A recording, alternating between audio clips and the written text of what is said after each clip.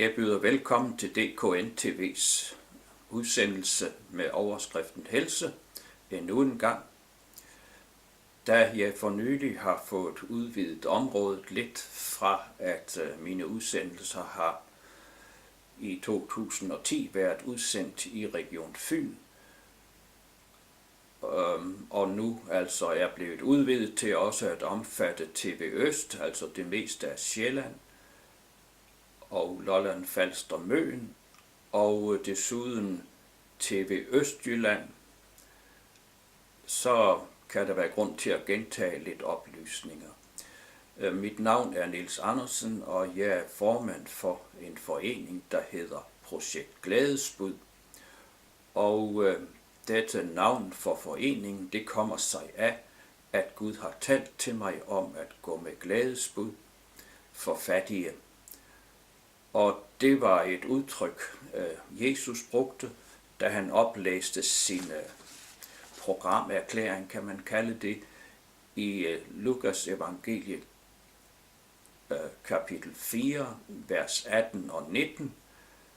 Og der sagde han, eller oplæste noget fra en bogrulle fra Esajas bog, og han sagde, Herrens ånd er over mig, fordi han salvede mig, at jeg skal gå med glædesbud til fattige.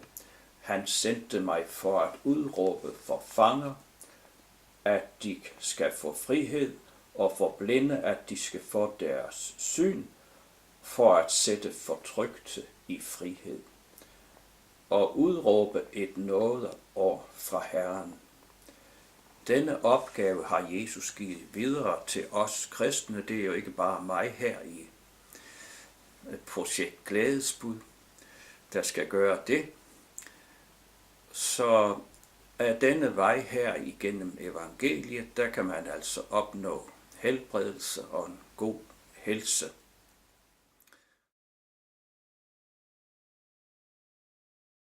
Forundret jeg hører glædesbud, at syndere nåde får. Den blinde får sit syn, den fangne gøres fri, når frelsens under sker.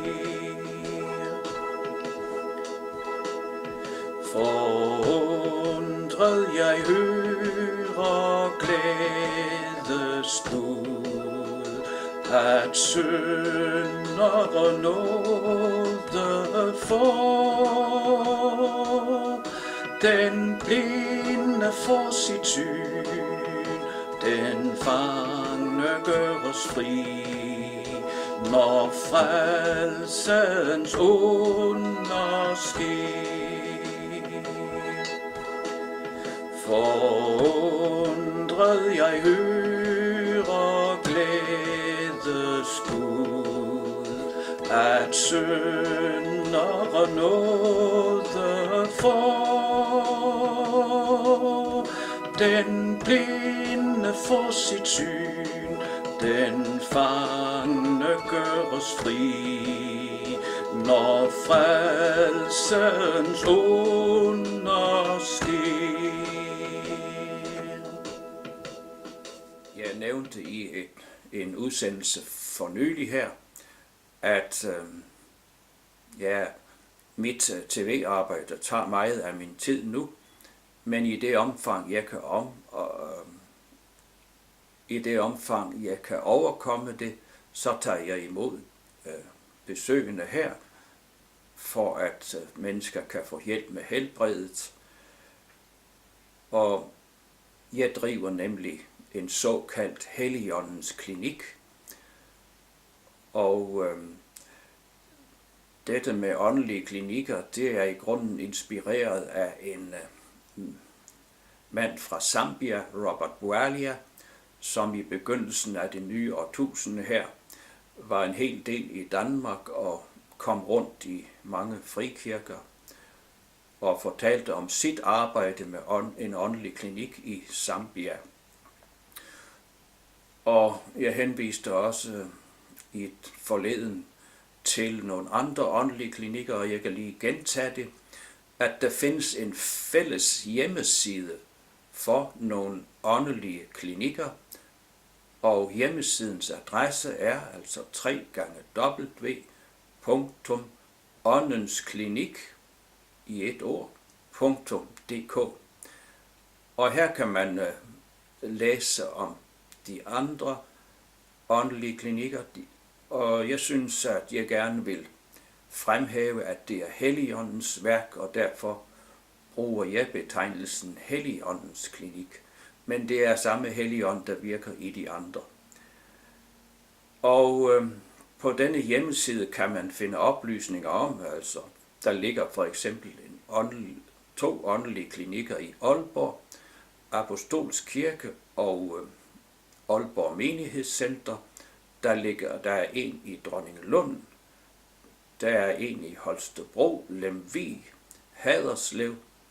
Der har også været i Silkeborg, jeg ved ikke rigtigt om det er der nu. Muligvis Randers, og over på Sjælland er der i hvert fald en i Hillerød. Og her på Fyn er så min Helligåndens klinik det nærmeste. I slutningen af programmet her, der er der også henvisninger til min hjemmeside www.gladesbud.dk, altså glædesbud, hvor A'et bliver til AE. Jamen, gennem disse klinikker er der mulighed for forbøn for sygdom, og det er der som regel også i frikirker i landet. Så søg hjælp der til helbredet.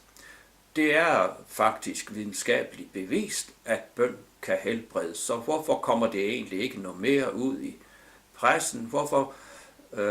Man skulle synes, de verdslige medier også kunne nævne det, når der nu er mangel på måske behandlingssteder og økonomi til at betjene de syge landet rundt, så kunne man jo opfordre til, at de syge kan søge kirkerne.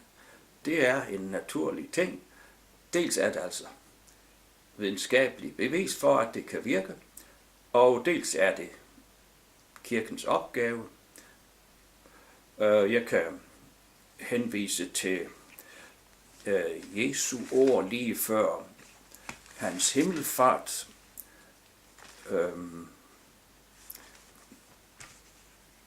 Det var i Markus 16, fra vers 15 til 18.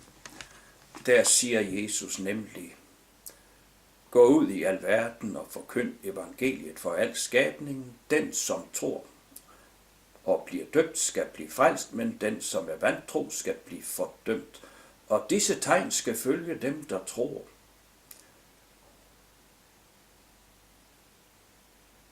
I mit navn skal de uddrive onde ånder, og det er som tidligere nævnt meget, meget, meget vigtigt. Og det viser også det, at det bliver nævnt først. Det viser vigtigheden af det. Og de skal tale med nye tunger, og på syge skal de lægge hænder, og de skal blive raske. Gør man det i din kirke, ellers så må du gerne hilse og sige, at det er direkte ulydighed mod kirkens Herre, Jesus Kristus. Ja, direkte ulydighed.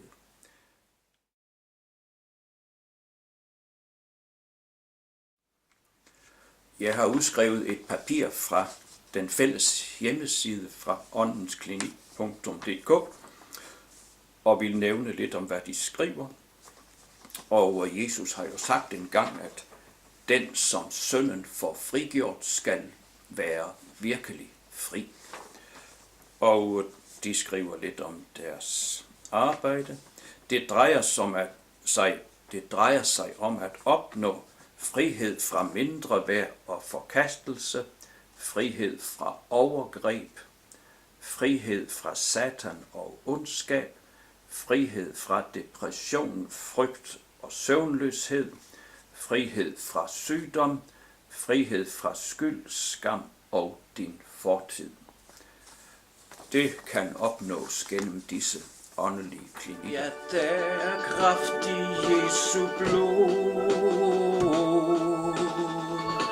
Der er frihed i hans blod. Der er helse i hans blod. Helse i hans blod. Tak for Jesu blod. Tak for Jesu blod. Tak for Jesu blod. Tak for Jesu blod. Der er helse i hans blod. Der er helse i hans blod.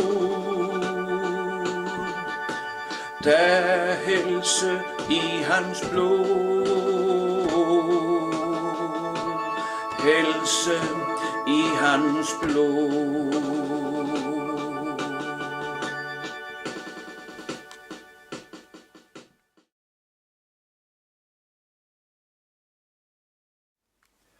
Ja, så vil jeg gerne gå videre med behandlingen af noget af det stof om, hvordan kirken har bedraget folket, og om de mange misforståelser, der er om, hvordan man bliver frelst og så videre. Flere ting angående kristenheden. Og jeg var i gang med at oplæse noget fra Arne Christiansens bog. Arne Christiansen Holstebro, som er pastor for en frimenighed der. Og noget fra et kapitel, som hedder Dåbens plads i menigheden.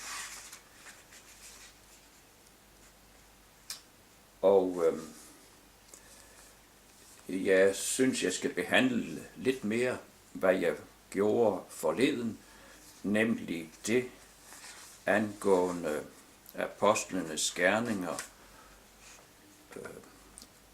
8, hvor jeg vil læse et skriftsted op der, og det er apostlenes gerninger 8, 26-39 i min almindelige bibel her, og det er en oversættelse fra Gamle Testamentet. Det er fra, den er trykt i 1985, men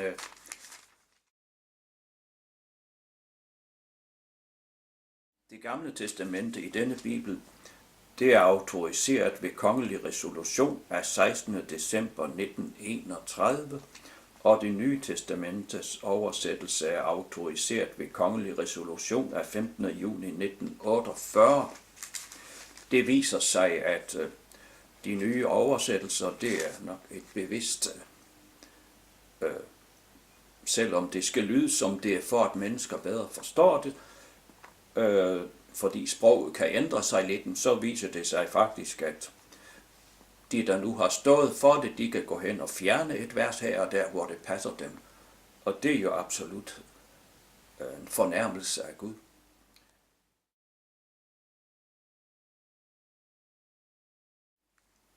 Her i kapitel 8 i Apostlenes Gerninger fortælles om en evangelist ved navn Filip. Og der står her fra vers 26, men en Herrens engel talte til Filip og sagde, stå op og gå mod syd til den vej, som fører ned fra Jerusalem til Gaza, den er øde. Så stod han op og gik, og se, der var en etioper, en hofmand, som var en mægtig mand hos Kandake, etiopernes dronning, og var sat over alle hendes skatte. Han var rejst til Jerusalem for at tilbede, og var nu på hjemvejen og sad i sin vogn og læste profeten Esajas. Da sagde ånden til Filip, gå hen og hold dig nær til den vogn. Og Filip løb derhen og hørte ham læse profeten Esajas. Så spurgte han, forstår du også det, du læser? Men han svarede, hvordan skulle jeg kunne det, når ingen vejleder mig? og han bad Filip stige op og sætte sig hos ham. Det stykke af skriften, som han læste, var dette: som et får blev han ført hen at slagtes, og som et lam, der er stumt over for den, der klipper det, således oplader han ikke sin mund. I hans fornedrelse blev hans dom taget bort.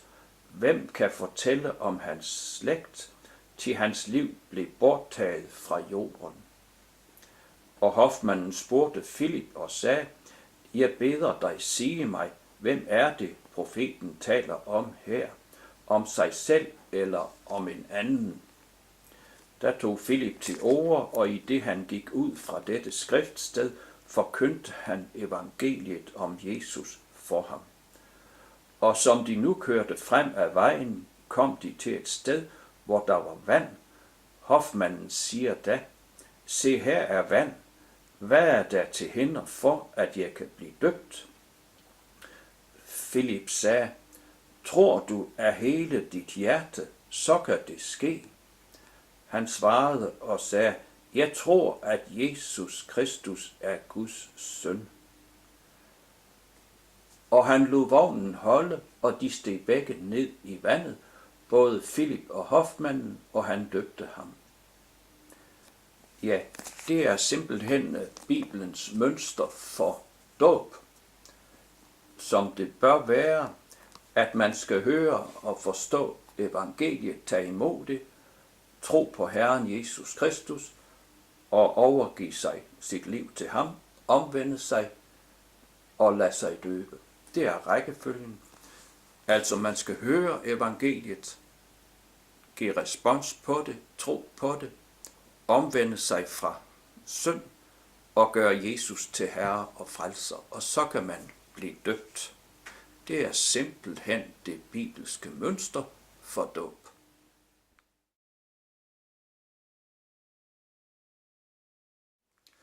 Men som jeg nævnte i sidste program, så har Bibelen på hverdagsdansk, den har simpelt udeladt det vers, som var vigtigt for forståelsen af disse ting, hvor Filip talte om betingelsen for dåb.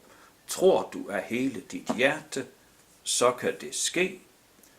Og hofmanden sagde: jeg tror, at Jesus Kristus er Guds søn. Og så kunne han blive døbt. Da nu måske både folkekirke, den katolske kirke, med videre, hvem det nu, der nu står bag det, de ønsker at manipulere, sådan at mennesker ikke skal indse, at denne betingelse er der. Det er virkelig det bibelske mønster. Det ønsker man at få fjernet, altså for at vildlede mennesker, sådan at de tror, at dåben frelser, enten det nu er barnedåb eller voksendåb. Bibelforfalskning er værste slags, bevidst forførelse fra højeste plan. Kan seerne ikke indse, at det er manipulation, at der er nogen, der ikke har ærlige hensigter? Det er endnu et forsøg på at bedrage folket.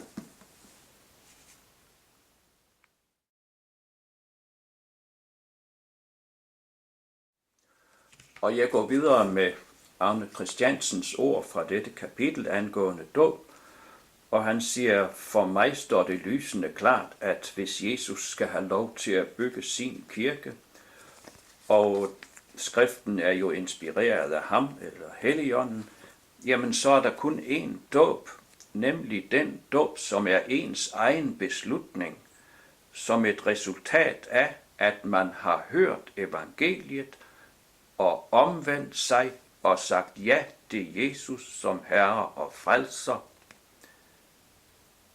Det er det. Det er sådan, det bør være, og et spædbarn kan naturligvis ikke høre og forstå evangeliet eller omvende sig og sige ja til Jesus Kristus som Herre og Frelser. Det siges jo, at personlige beretninger har interesse, for seere, så jeg vil gerne læse et personligt vidnesbyrd fra Arne Christiansen her, angående det med dåben. Jeg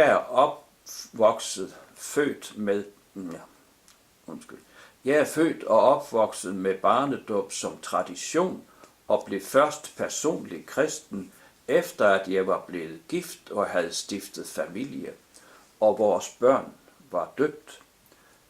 Da jeg blev født på ny og døbt med Helligånden, begyndte jeg at studere ordet mere intenst, sammen med at vores omgangskreds mere og mere bestod af mennesker med et andet dåbssyn end mig, begyndte spørgsmålet at trænge sig mere og mere på. Jeg husker en aften, vi var samlet i en lille bibelgruppe, og en af deltagerne stillede spørgsmål om mit syn på dåb. Jeg blev vred, sagde han, og sagde til min kone på vejen hjem, at jeg ikke ville komme mere. Men i parentes siger han, at det gjorde jeg nu alligevel. Men i dag forstår jeg, hvorfor jeg blev vred. Jeg var ellers et fredeligt menneske, som ikke plejer at være så sart. Men det var en religiøs ånd, som virkede i mig. Siden har jeg erfaret flere gange, at hvis der bliver sat spørgsmålstegn ved barnedåben, så kommer der tit noget ubehageligt frem i mennesker, som man ellers ikke ser. Jamen, det er nok rigtigt, som han siger. Der kan være en falsk religiøs ånd, som påvirker mennesker, de der er blevet indlært om den falske dåbslære. Og når deres syn på tingene når der bliver stillet spørgsmål ved det, så kan man blive fornærmet. Han går videre og siger, det her var mine bemærkninger, som den vanlige kirkegænger jeg var, skulle jeg også til gudstjeneste den søndag, hvor en biskop fra Danmark skulle prædike i kirken, og teksten til denne søndag var, Jesus velsigner de små børn. Fra Markus 10, 13-16. Ja, det er jo der, hvor Jesus ville velsigne de små børn, og sagde, lad de små børn komme til mig. Til Guds rige hører sådanne til, og han velsignede dem, tog dem i favnen og velsignede dem. Og det havde altså ikke spor med dåb at gøre. Men Arne Christiansen her siger også, biskoppen brugte denne lignelse til at tale for barnedåben. Og det er jo ganske manipulerende, som også Arne Christiansen siger, for det har ikke et hak med barnedåb at gøre, men det angik en velsignelse. Og Arne Christiansen siger, det virkede lige modsat på mig. Jeg følte, at jeg aldrig havde været udsat for noget så manipulerende. At bruge disse ord med hensyn til dåb, når det nu angik en velsignelse. Det fortalte jeg ham i et brev, og han blev vred på mig. Det fremgik klart af det brev, han sendte tilbage. Hvorfor blev han vred, spørger Arne Christiansen. Han var jo sikkert et fredeligt menneske. Svaret overlader jeg til din egen bedømmelse. Efter denne begivenhed overgav jeg mig. Min kone havde været klar længe sammen med nogle af vore gode venner, som havde været igennem den samme kamp. Jamen, så blev vi døbt den 4. marts 1982. Hvilken herlig aften, jeg aldrig glemmer. Det gamle var forbi, noget nyt var blevet til. Ja, frikirkers folk, det består nok for en stor del af mennesker, som er kommet til personlig tro og ikke har kunnet være tilfreds med folkekirkens lære, og derfor har forladt folkekirken og nu kommer i frikirker. Men der skal nok være nogen, der også vokser op i frikirker og er der stadigvæk. Jamen, det var en personlig beretning. Jeg kan da også sige, at jeg kom til tro som 48-årig, og der hvor man ikke har et dåbsbassin i mindre frikirker, der hænder det, at man tager ud til havet, til kysten, og døber mennesker. Og så kommer spørgsmålet om gendåb, men den første dåb, barnedåben, den er overhovedet ikke bibelsk, og det er ikke neddykning under vand, som det skulle være, så det er overhovedet ikke en bibelsk dåb, så man kan egentlig ikke kalde det gendåb, men det er nogle ord, som folkekirken bruger mod dem, der lader sig døbe efter de personlige er kommet til tro. Jeg blev døbt ved Sæby i Nordjylland i Kattegat.